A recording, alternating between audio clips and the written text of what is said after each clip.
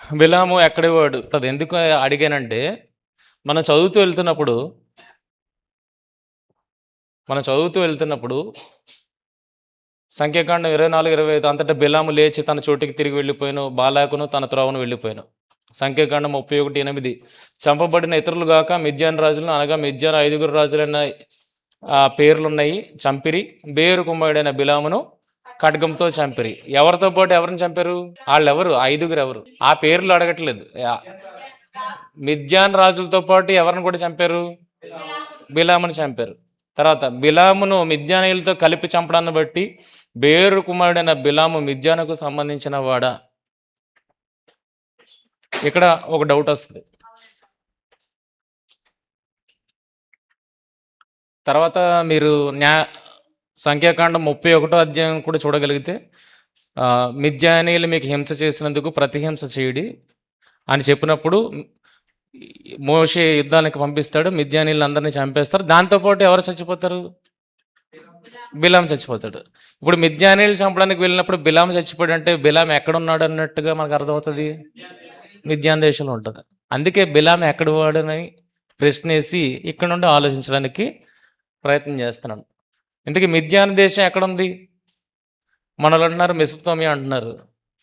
మిద్యాన్ దేశం ఎక్కడుంది? మరి మిద్యానీయులతో పాటు ఈయన చచ్చిపోయినప్పుడు ఇంకొక దగ్గర మెసొపొతామియా అన్నప్పుడు ఇంతకీ మిద్యాన్ మెసొపొతామియా దగ్గర ఉందా,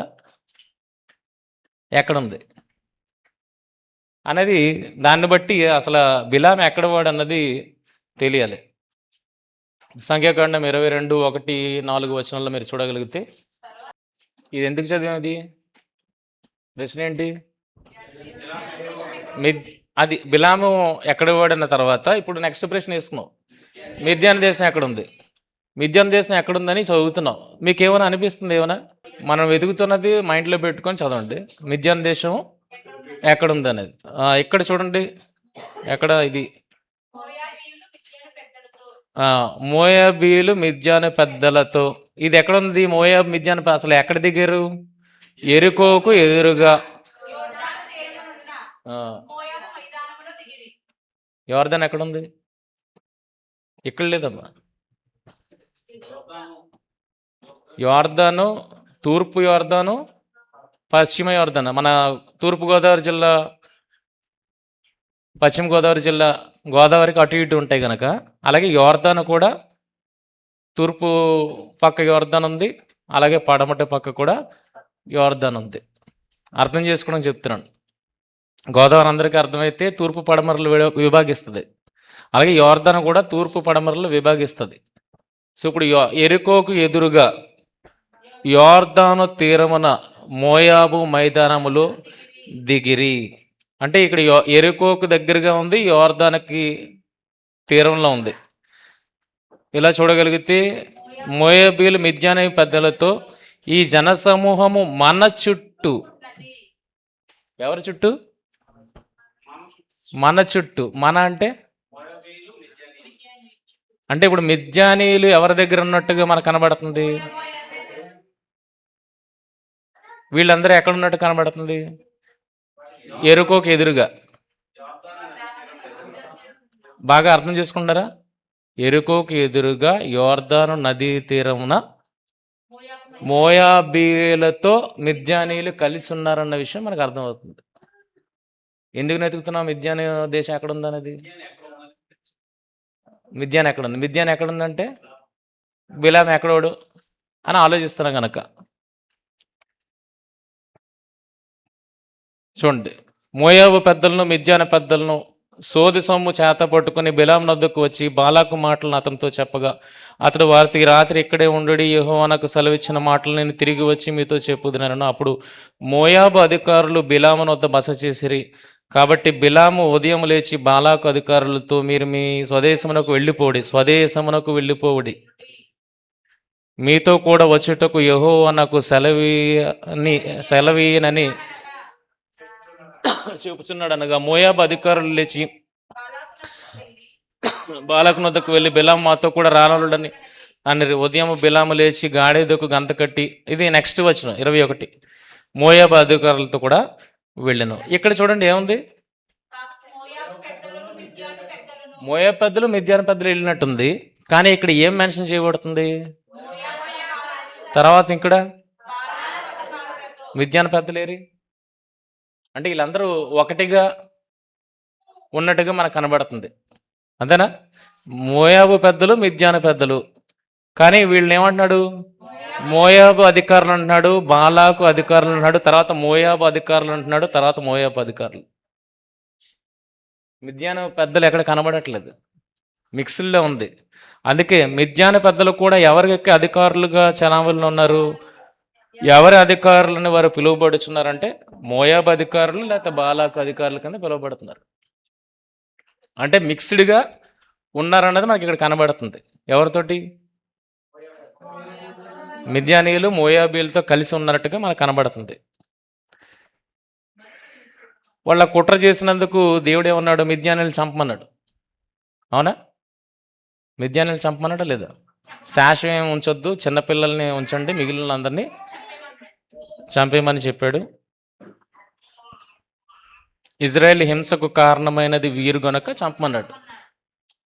ఇజ్రాయెల్కి హింస కలిగేటట్టుగా చేసింది ఎవరండి? ఎవరెవరు? ఏ దేశాలు? మోయాబీయులు మిద్యానీయులు పాత్ర కనబడుతుంది, అవునా? మొదట చదువుకున్న దాంట్లో ఏం కనబడింది? మోయాబు పెద్దలు మిద్యాన పెద్దలు. దానికన్నా ముందు చదువుకున్న దాంట్లో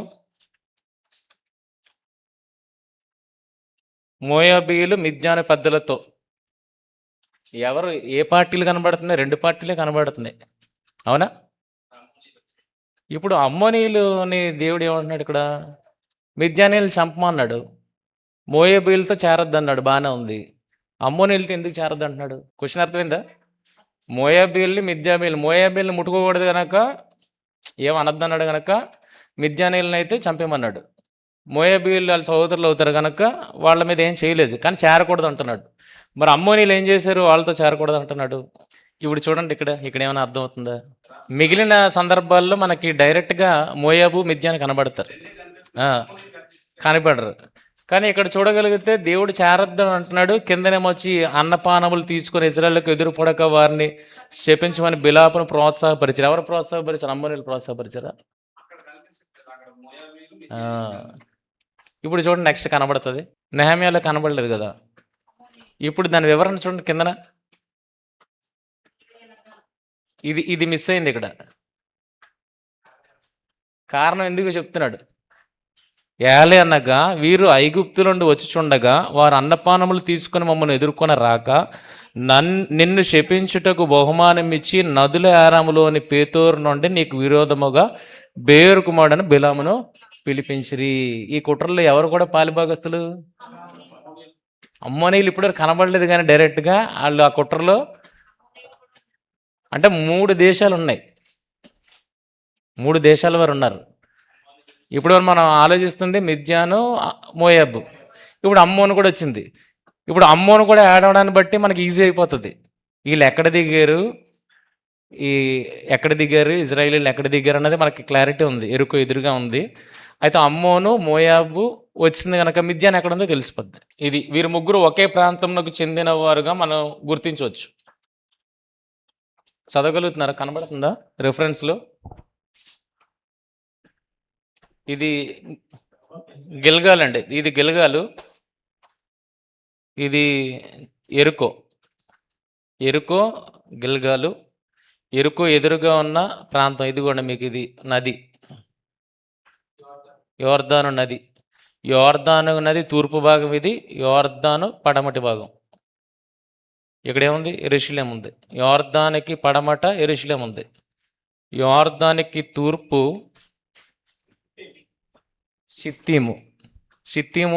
షిత్తీము దగ్గర ఏం జరిగింది చూడ. మేకా 6:5, నా జనులారా, యెహోవా నీతి కార్యములను మీరు గ్రహించినట్లు మోయాబు రాజైన బాలాకు యోచించిన దానిని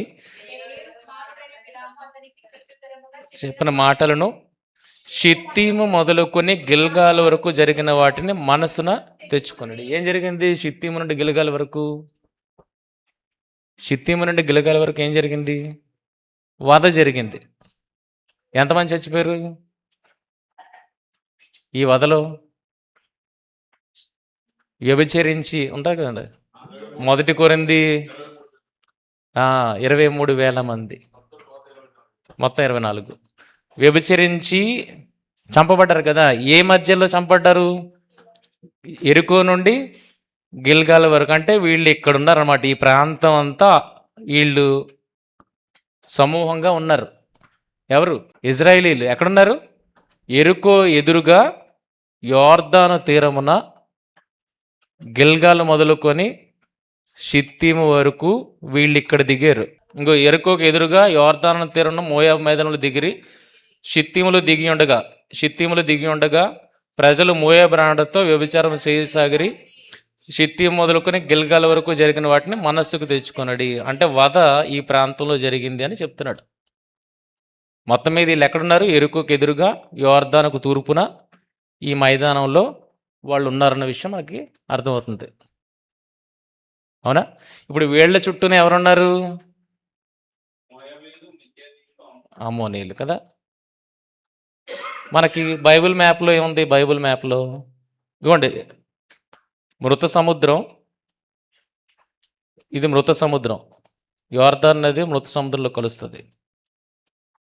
మృత సముద్రం బైబిల్ మ్యాప్లో ఇచ్చింది అమ్మోను, మోయాబు, ఏదోము. ఇది ఎక్కడికి వెళ్ళిపోయింది చూడండి, కిందకి వెళ్ళిపోయింది. ఇది బైబిల్ మ్యాప్లో ఇచ్చింది, కానీ ఒరిజినల్ ఇది ఏదోము, మోయాబు, మిద్యాను. 6 దేశం అంటే అమ్మోన్ దేశం. ఇప్పుడు ఇజ్రాయేలీలు ఇక్కడ ఉన్నారు. ఎవరి చుట్టూ ఉన్నారు? ఎవరి చుట్టూ ఉన్నారు? మూడు దేశముల వారి చుట్టూనే ఇక్కడ ఉన్నారు. మన ఎదుట అన్నాడు కదా, మన ఎదుట దిగి ఉన్నారన్న రిఫరెన్స్ చదువుకున్నాం కదా ఇందాకలా. సో మిద్యాన్ ఇక్కడే ఉన్నదన్నప్పుడు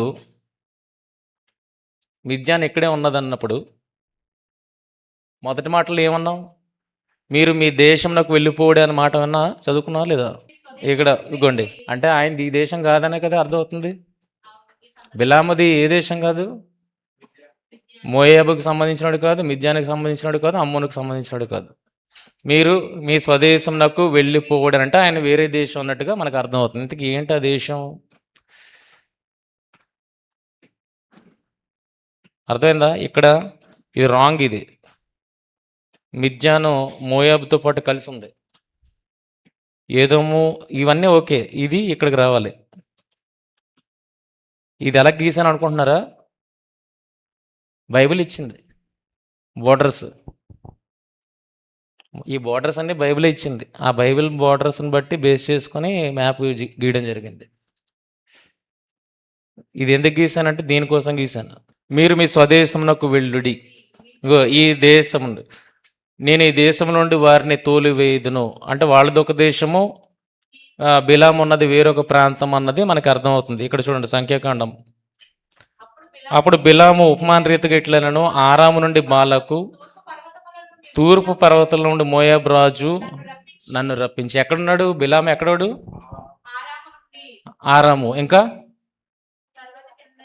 తూర్పు పర్వతముల నుండి. ఏంటి ఆరాము, తూర్పు పర్వతాలు? అరంనాయిము. ఇది కూడా మోయాబు ఎక్కడుందా?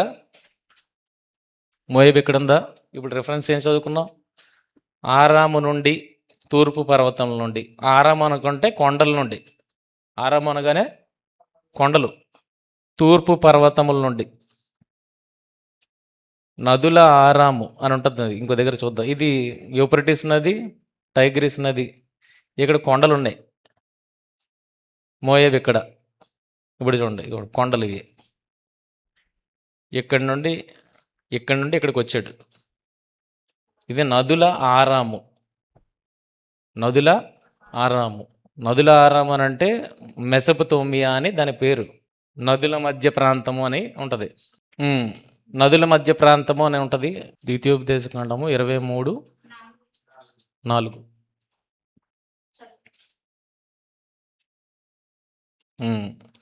ఏలయనగా మీరు ఐగుప్తులో నుండి వచ్చి చుండగా, ఫుట్నోట్లో ఉంటుంది.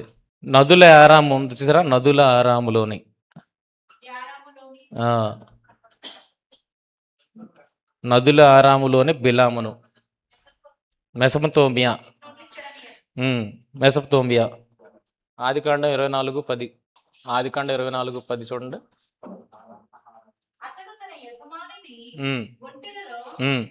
అరంన హరాయి. నాహోరు పట్టణము చేరి, కిందన చూడండి, కిందన ఏమున్నది? మెసపతోమియా. మెసపతోమియా ఎక్కడ ఉంటుంది? మనందరికీ తెలిసిందే ఈ ప్రాంతం, మెసపతోమియా ప్రాంతం. ఇక్కడ నుండే వచ్చాడు బిలాము. అయితే బిలాము వస్తున్నప్పుడు బిలాముకి ఎటువంటి మర్యాద జరిగింది చూడండి ఒకసారి. బాలాకు వారికంటే మొదటిసారి దేవుడు వెళ్ళొద్దన్నాడు కదా, నేను రానన్నాడు. రెండోసారి ఏం చేశాడు? వారికంటే ఘనత వహించిన మరి ఎక్కువ మంది అధికారులను మరల పంపెను. వారు బిలాము వద్దకు వచ్చి అతనితో, నీవు దయచేసి నా వద్దకు వచ్చుటకు ఏమి అడ్డము చెప్పకము, నేను నీకు ఘనత కలుగు చేసేదను. నీవు నాతో ఏమి చెప్పుదో అది చేసేదను. కనుక నీవు దయచేసి వచ్చి నా నిమిత్తము ఈ జనమును శపించుమని సిప్పోరు కుమారుడైన బాలాకు చెప్పినాడు. బిలాము వచ్చిన బాలాకు విని ఆ పొలిమేర అర్నోను తీరమందలి మోయాబు పట్టణం వరకు అతనిని ఎదుర్కొన్న బయలు వెళ్ళగా బాలాకు బిలాముతో, నిన్ను పిలుచుటకు నేను నీ యొద్దకు దూతలను పంపి ఉంటుంది కదా, నా ఎద్దుకు నీవేళ రాకపోతివి, నిన్ను గణపరచుటకు సమర్థుడను కానా అనను. బాలకు ఎడ్లను గొర్రెలను బలులుగా అర్పించి బిలాముకు పంపెను. అంత గణపరచాల్సిన అవసరం ఏముందండి? సోదిగడే కదా, సోదిగడికి అంత చేయాల్సిన అవసరం ఉందా? డబ్బులు ఇస్తే వచ్చేస్తాడు కదా. మరి ఎంత ఎందుకు చేస్తున్నాడు? మరి అంత అధికారుల్ని పంపించి తీసుకురావాల్సిన అవసరం ఉంది? చూడండి ఎంత ఘనత ఇచ్చాడు. కనుక సోదిగాడికి ఎంత గౌరవం ఏంటి అన్నది మనం చూడగలిగితే ఇక్కడ చూడండి. బేరు కుమారుడైన బేల ఎదోములో రాజ్యపాలన చేసెను. ఇక్కడ కనబడుతుందా? బేరు కుమారుడైన బేల ఏదోములో రాజ్యపాలన చేశాను. ఏ రాజును, ఆదికాండంలో ఇది ఆదికాండం సందర్భం, ఏ రాజును ఇజ్రాయెల్ను ఏలక మునుపు ఏదోము దేశమందు ఏలిన రాజులు వీరు. బేరు కుమారుడైన బేల, అతని పట్టణం పేరు దిన్హాబా. బేరు కుమారుడైన బేల, బేరు కుమారుడైన బిలాము. తండ్రి పేర్లు ఒకటేనా? 36-35 చూడండి. షూషాము చనిపోయిన తర్వాత మోయాబు దేశమందు మిద్యానును కొట్టివేసిన బదదు కుమారుడైన హదదు అతనికి ప్రతిగా రాజయ్యను. అతని ఊరి పేరు అవీతు. ఇక్కడ ఎందులోండి ఎవరిని వెళ్ళగొట్టాడట? మోయాబు దేశమందు ఉన్న మిద్యానీయుల్ని కొట్టివేసాడు, అంటే పంపించాడు, తరిమాడు. ఏ రాజు తరిమాడు? హదదు. ఏ దేశానికి రాజు? ఇక్కడ చదవండి, ఇక్కడ 36, 35, 36, 32 చూడండి. ఇది ఏదోము దేశం గురించి మాట్లాడుతున్నాడు. ఏదోము దేశానికి రాజు, ఈ రాజు మోయాబు దేశముందున్న మిద్యాన్ని కొట్టివేశాడు. అంటే మోయాబు దేశంలో సపోర్ట్ ఇచ్చి మిద్యాలను ఆ కాలంలో కొట్టివేశాడు. సో ఇప్పుడు ఏదోము కూడా ఎక్కడుంది? ఇందాకలా అదే చూసాం.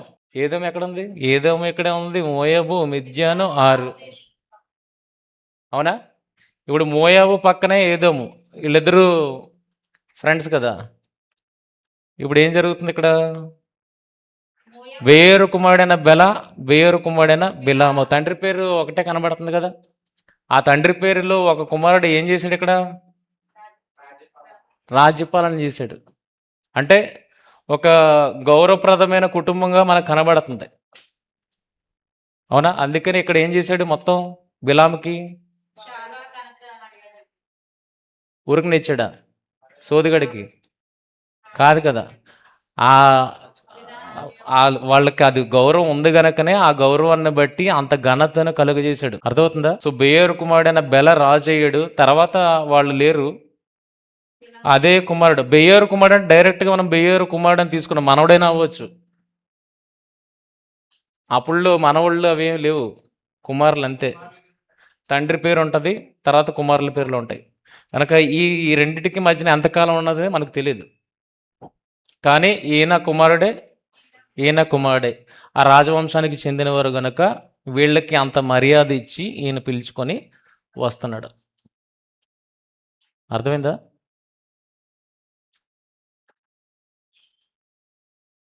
సంఖ్యాకాండము. అందుకే ఈయన ఏమని ప్రవచిస్తున్నాడు చూడండి. బిలాం ఏమని ప్రవచిస్తున్నాడు, ఎవరెవరి ప్రాంతముల కోసం ప్రవచిస్తున్నాడు. సంఖ్యాకాండం 24 వచ్చింది ఇజ్రాయెల్ని శపించడానికి. కానీ ఎవరెవరిని శపిస్తున్నాడు? మోయాబు ప్రాంతములను కొట్టును, ఏదోము శీరులను కొట్టును, అమాలీకులను కొట్టును. అమాలీకులు కూడా అక్కడ ఉన్నారు. తర్వాత కేనీయులు ఎవరు? కేనీయులు ఎవరు? మోషే సపోర్టర్స్ అంటే మోషే మామ కుమారులు. తర్వాత అషూరు, ఎబెరు, ఇప్పుడున్న ప్రాంతాలు, ఇప్పుడు ఆయన ఉన్న ప్రాంతాలు ఇవి. కిత్తీలు నాకు తెలియదు, ఇంకా నేను చదవాలి. ఓకేనా? వీళ్ళందరి కోసం ప్రవర్తిస్తున్నాడంటే ఏంటి? దాని పరిచయం ఉన్న అన్ని ప్రాంతాలను గురించి బిలాము ప్రవచించాడు. పరిచయం లేకుండా ప్రవచిస్తాడా? పరిచయం ఉన్నది గనక ప్రవచించాడు. ఆ పరిచయంతోనే ఆ దేశాల వాళ్ళు వింటారు గనక బిలాముని అక్కడి నుండి నడిపించాడు. దేవుడు బిలాముతో మాట్లాడాడు. దేవుడు ఎందుకు ఆయనతో సోదిగాడితో మాట్లాడాడు? వాళ్ళు ఎవరి మాట వింటున్నారు? ఆ మాట వింటున్నారు గనక దేవుడు ఆయన్ని వాడుకొని ఇజ్రాయేలీలు ఎంత గొప్పవారో, ఎలా ఆశీర్వదింపబడినవారు అన్న విషయాన్ని ఆ చుట్టుపక్కల ప్రాంతాలకి ఈ బిలాము ద్వారా తెలియపరిచాడు దేవుడు.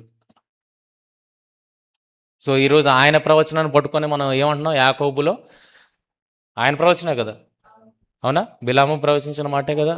యాకోబులో నక్షత్రం ఉదయించును అన్న మాటని ఈ సందర్భంలోనే చదువుకుంటున్నాం. అలా చెప్పిన ఆయన ఎవరెవరిని గూర్చి మాట్లాడాడంటే ఇన్ని ప్రాంతాలను గూర్చి మాట్లాడంటే ఈ ప్రాంతాలన్నింటికి బిలాము ఇరుకైన వాడు అన్న విషయం మనకి అర్థమవుతుంది. మ్యాప్ అర్థమైందా? మెయిన్ ఇదేనండి. ఇవన్నీ ఒక దగ్గరే ఉన్నాయి, కానీ మనకి ఇక్కడ చూపెడుతుంది ఏంటి? మిద్యాను ఎక్కడికో వెళ్ళిపోయింది. సో ఇవన్నీ కలిసి ఉన్నాయనేది క్లియర్ కట్గా. ఇప్పుడు వీళ్ళు చుట్టూ తిరిగి ఇలా వచ్చి ఇలా వెళ్ళారు ఇక్కడికి.